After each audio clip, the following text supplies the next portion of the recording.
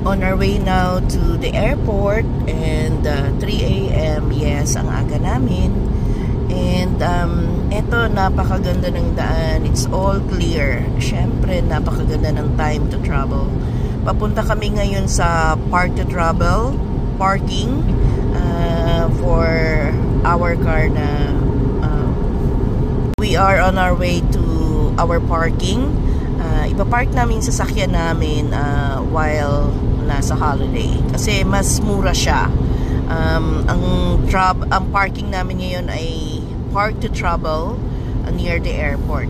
So ipapark namin yung kotse doon and then sasakay kami ng shuttle bus, which is part of the service na rin. Cheaper siya as compared to Dublin Airport parking.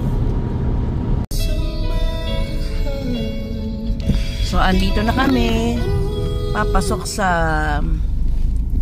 Park to Travel. Yan, dito na po kami magpapark ngayon ng aming sasakyan. And then pagbalik namin, kukunin na lang namin dito yung kotse. Mas mura kasi dito. So ayan yung shuttle, yan din yung sasakyan namin going to the airport.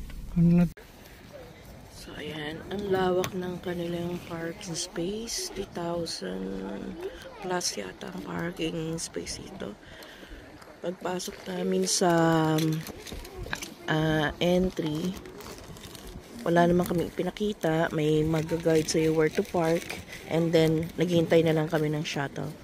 Every 12 minutes yata yung kanilang ikot dito. Na ang shuttle, wala pa nga 12 minutes, dumating na siya. Ang bilis. Oh, ang bilis namin. 3 minutes lang, andito na kami sa airport. Ito na, nasa Terminal 2 na kami. Ang bilis namin from the shuttle bus. 3 minutes lang.